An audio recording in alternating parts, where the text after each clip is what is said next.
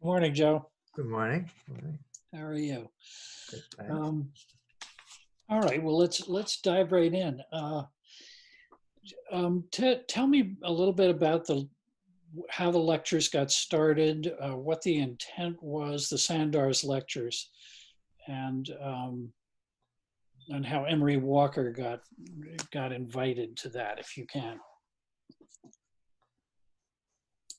Okay, who's gonna do that?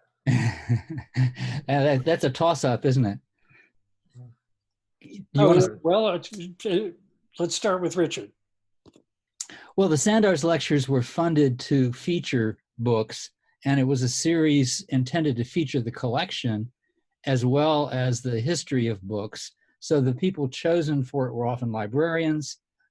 They were intended originally to show off things from the collection because the talk was supposed to be geared to having objects on display as well as having the talk given or a series of talks given at the university. So I think it was interesting that Walker, who came along and was not an academic Right. and was not a university professor in any way, but clearly had an involvement with books at a very high and sophisticated level.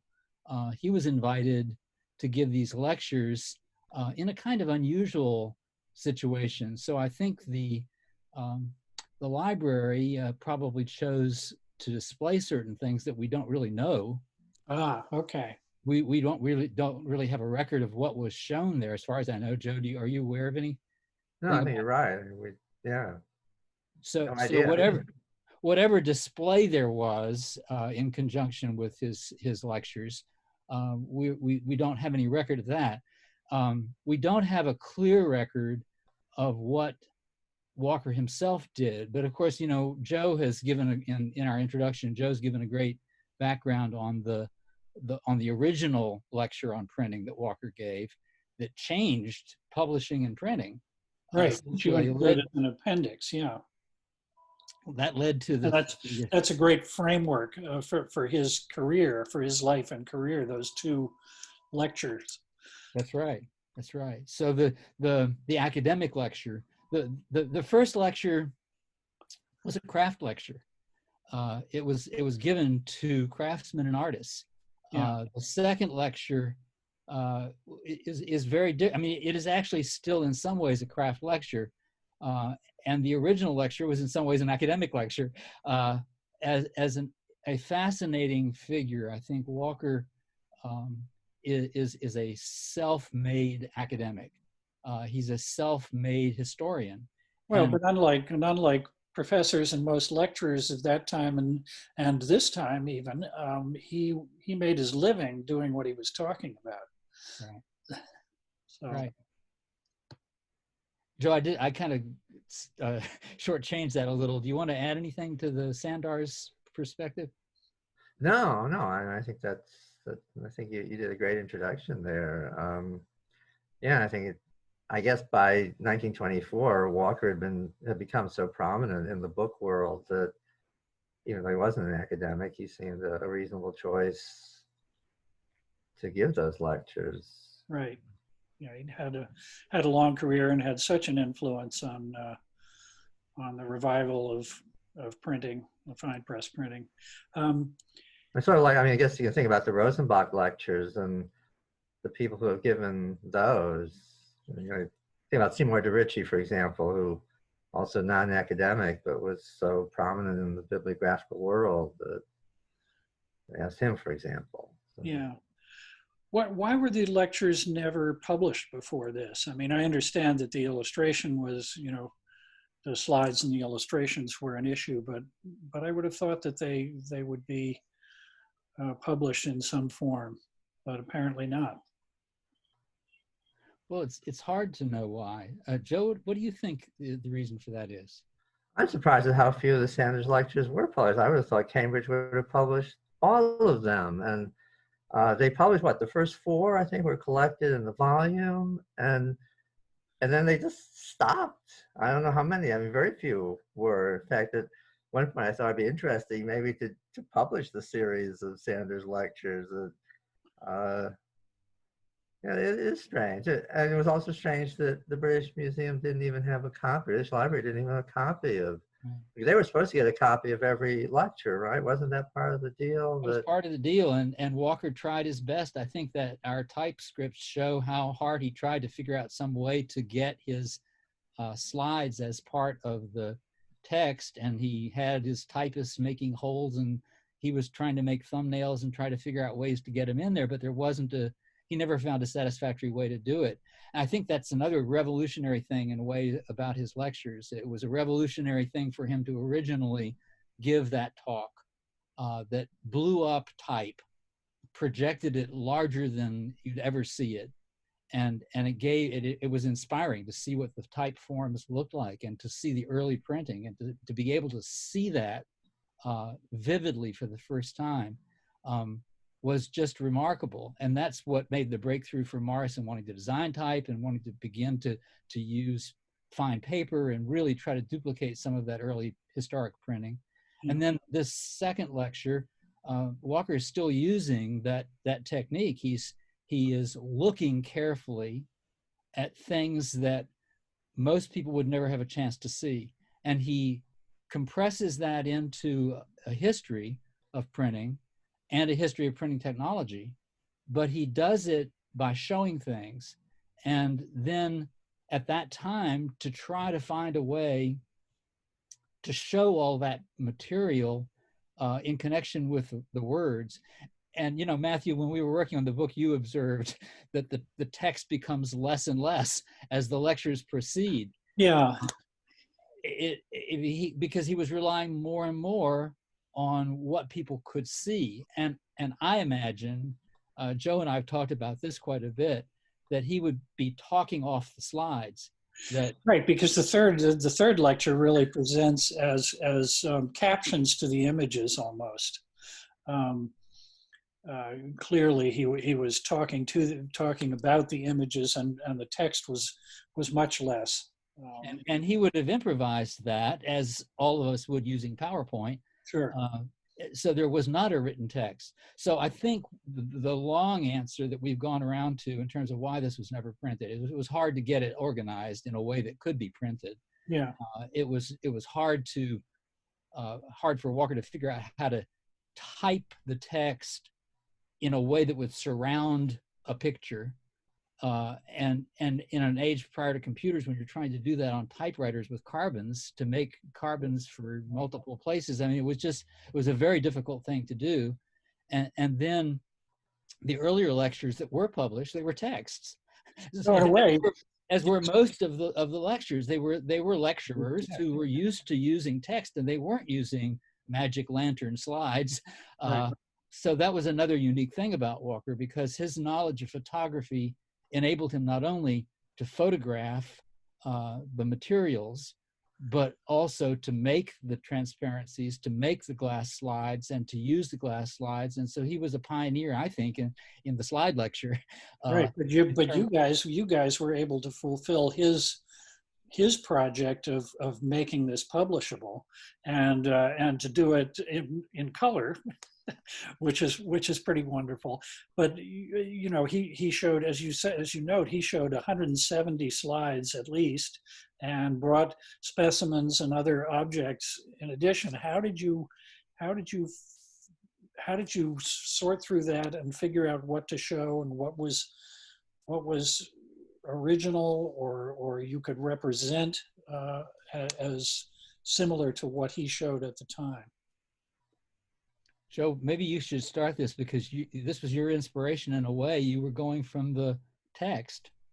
Yeah, and of course, luckily you had a list of all the slides that he had shown. Because sometimes the text says, "Here's a printer's mark of so and so," but often you didn't know what it was. So that list you had was really helpful, and you had the slides from the first lecture too.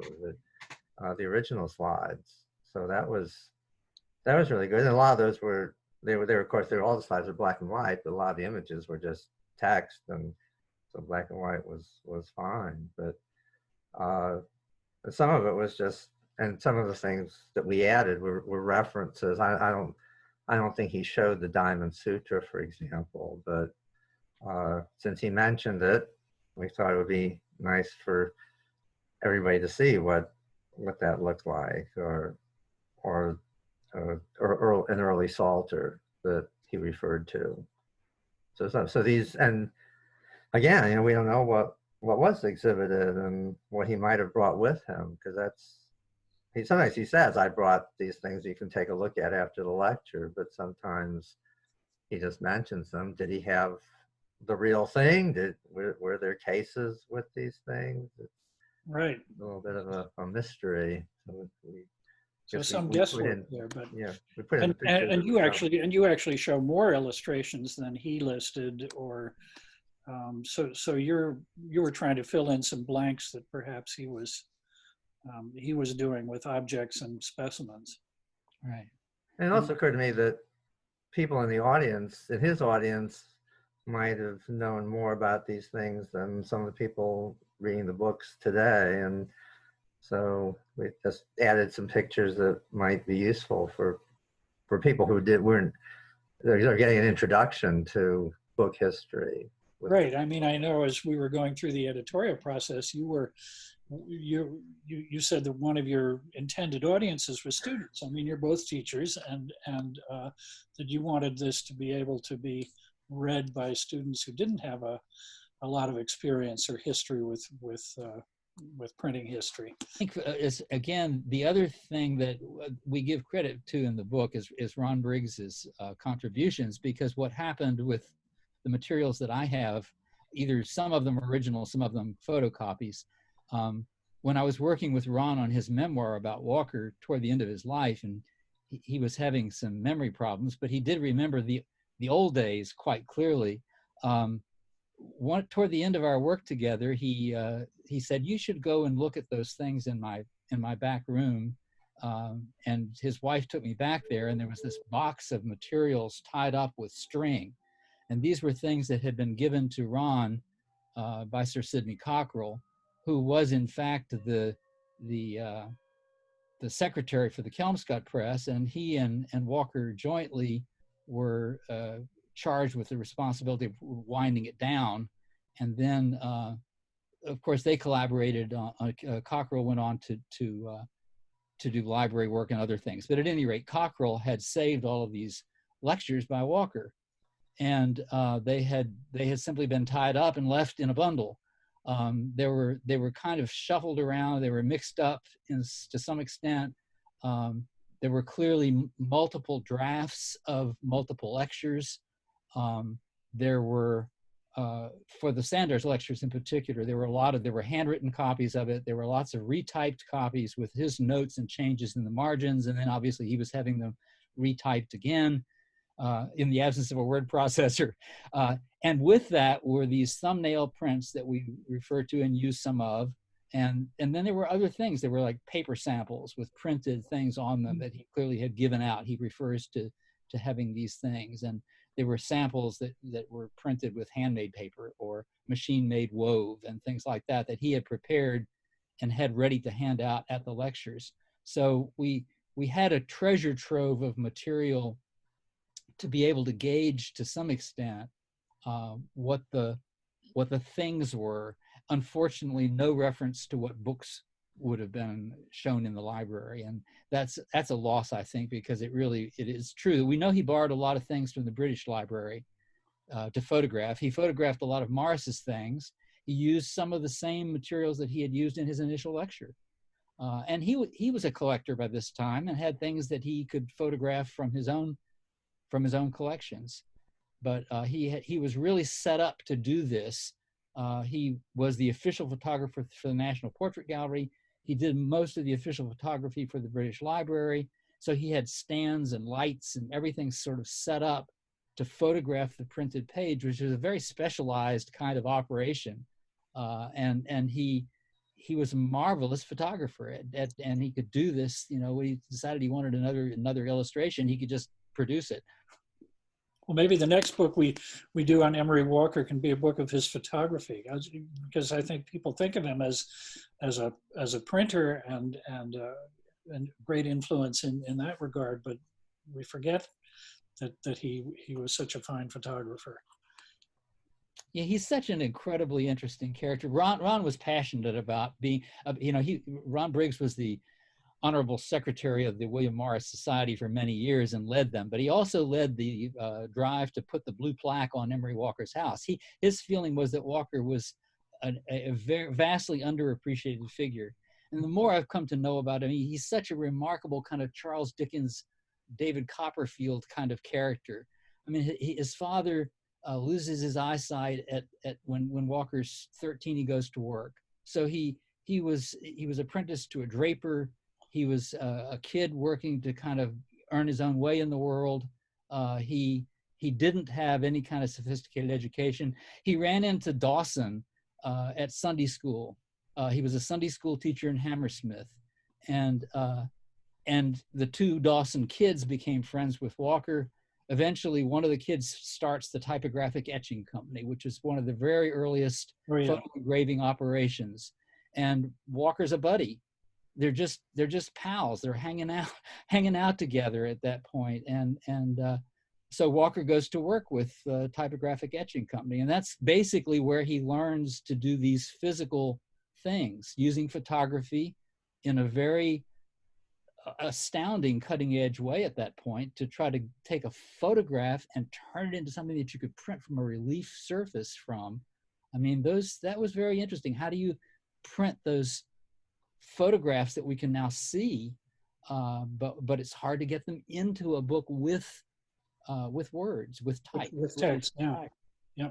So he was right on the cutting edge of that by accident, more or less, but such a smart person, just intellectually curious, constantly looking at things carefully and thinking things through. And then one thing leads to another, and we wind up with him giving this lecture in the Sandars lecture series. So it's just, I mean, what a story this is, just for a human being to have gone through this kind of thing, from a blind coachmaker who loses his job, and a kid that drops out of school when he's 12, to being Emery Walker and becoming Sir Emery at the end of his life. So it's just an absolutely remarkable story. Well, Joe, what impression did you get of Emery Walker from doing this project, seeing his notes and yeah, I was very impressed. Yeah, I agree about his being underappreciated. He really did change modern printing, and the whole modern fine press movement is really down to him, with that 1888 lecture and his work with Morris and Harry Kessler and Bruce Rogers. Everybody who was anybody either came to him or knew him and worked with him. So it's quite, he's just such an influential person. Occurs to me he would have been a techie today, I think, because he was so interested. I think you're right. Yeah. He was just so interested in whatever the modern technology was, and the way he just talks about the developments in his lectures about the developments of printing and reproducing images. And he has a really great grasp of that, and also he's really fascinating. Where Morris was going back to the past, Walker was looking to the future. Yeah, I mean, he was one who convinced Morris that he didn't have to use woodcuts to illustrate the Kelmscott books, that he could use photomechanical methods. And I think you see in the Doves Press and in Walker's work with Bruce Rogers, the movement toward the modern with the more spare use of pure form and type, the sort of abstraction that in a way, the simplicity and the clarity that he begins to work on with Rogers and with his partnership in Cobden Sanderson in the Doves Press. You see that more modern sensibility, and a sense that you can, it is a more clear emphasis on form, and not a sense. I mean, I love Morris's printing. I love decoration, but it's the sense that the structure and the the visible form and shape and the less is more kind of approach that he begins to move toward, that clearly shows he's got a different taste and a different sensibility than Morris had. And it's not as though he doesn't, he's Morris's best friend in some ways. He's a neighbor of Morris and Hammersmith. But all right, here we have Simon is just in the waiting room. Should we bring him in? Sure. There he is. Yeah. Hello, Simon. Hello. Hi. Hello. Matthew, Richard, I think we met before, haven't we? I think we met at the William Morris Center. Did we not, or was that someone? We did. Yeah, it was Bill Peterson. Was he there? Yeah, I think so. Yeah, I'm not sure. Maybe it was about 2012, something like that. I'm guessing. Sure. I'm terrible with dates, but good to see you. You too. And Joseph or Joe? Yeah. So, hi there. We haven't met before, I think. No, we have not. No. But good to see you. Good to see you. So I'm wearing the same shirt to keep continuity, Matthew. I haven't moved anything behind me, so if you can just cut in, and it's seamless, really. So, I was just you can cut this out, but just our conversation yesterday, we were talking about the new Dove's type, the second version that Walker had made, and I thought I remember there was a letter that mentioned it, and I found it. It was from Wilfrid Merton to Sidney Cockerell, and it was from August of 1933. So it was only a few weeks, I guess, days really after Walker had died. And he says to him, "You will find in Sir Emery's private safe the drawings for the new Dove's press type.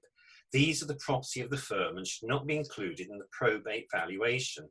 The punches have been mislaid, and I should be grateful if you would bear them in mind in case they may be lying forgotten in one of Sir Emery's drawers." So they didn't know where they were even at that point. So but I couldn't think if I'd come across if the drawings still survived or anything at all.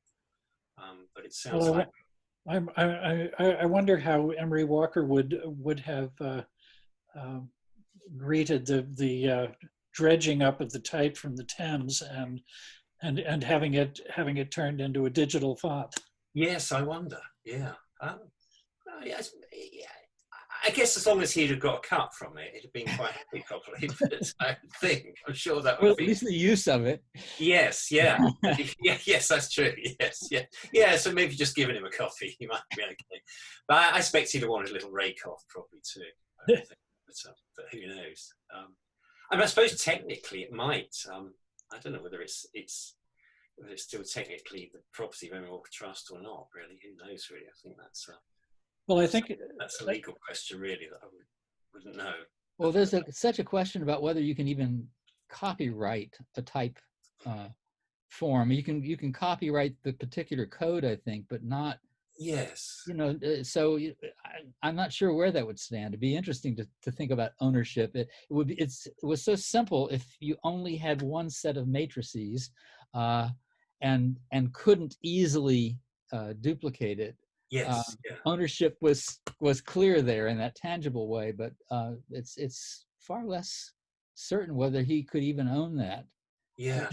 Well, I think the two books together, as Simon and I were talking about yesterday, are complement each other wonderfully. Yes. Yeah, they give a framework for his life and career, and they inform each other. And it was just a serendipitous thing to have them come together in the same year. Yeah, no, I thought you, Richard and Joe, I thought you'd done. I've got my copy here. I thought you'd done a great job with it, and it was useful to know what you were doing. So I sort of, I sort of referenced it, but I steered clear of it really for mine, and I kind of felt I had quite enough other things I could cover really. So so I think they do they fit together very well as a pair. I thought it was fascinating that they just came out so close together, and I think they do sort of shed light on each other in ways. Yeah. Yes, I think so. The notion that there would be that many letters and that a collection of letters, correspondence from Walker would be publishable. I mean, you think of that being something that writers, letters, and the learned folks are those whose letters you collect. But then it's fascinating that he was a highly literate and articulate person, and the word and the communication stuff meant so much to him. That was a surprise to me. It seemed an unlikely thing when you first said you were doing it, and yet, you know, what an amazing way to get to know someone. Yes, I think he does. I was saying to Matthew, because I did a biography of Frederick Ward, and he was a sort of incredible letter writer, I thought, because all his feelings are out there. If he was frustrated, if he was angry, if he didn't like somebody, if he did like somebody, it was, you know, he didn't hold anything back. And whereas Walker, you don't really get that in the letters. I think you have to pick the tone up a bit more, I think, and also the way that people talk to him in their letters, you know, that you can start to understand what sort of person he was by what they think of him, or how they think they can speak to him or write to him. So I think you have to extract it perhaps more gradually in that way. But I do think it's there. I hope so anyway. But I sort of. Joe, Richard, what do you think? He seemed to work well with others. So many people that he worked with had nice things to say about him. So sure. I think that's a mark in his favor. Seems very down to earth, and that's probably also partly the upbringing and the experience of being a kid on his own. And yes, but I think there's a way in which one of the reasons he's easier to collaborate with than we could imagine Morris being, for example, is that he's willing to tell you basically anything you want to know. He seems willing to help you out if you don't have the right contact. He's willing to give you and share that information. And he's also kind of gives you the space to be yourself. So I think those are very interesting attributes. I mean, I think his collaboration on the Odyssey with Bruce Rogers is a very interesting one. I'd like to look into more deeply, but it involved not only the type, and it was Rogers' type, but it just the precision necessary to complete those gold rondelles that are found in the book. I mean, they're not the kind of flashy border that you find on a Kelmscott Press book, but they're remarkable achievements that to a large extent, I think, because of what Walker knew and was willing to take the time to help with. Yes. Yeah, and so, I think we, as we were talking yesterday, it was a wonderful last project for him. Yes. Way to wrap up his career. And on that note, I think we have to wrap up the meeting because I think we've run out of time. Thank you all, and I'll send you the link to our two talks, and maybe we can do it again. Yeah, fantastic. Nice to see everybody. Nice to see you. Yeah, Bye-bye. Great. Yeah.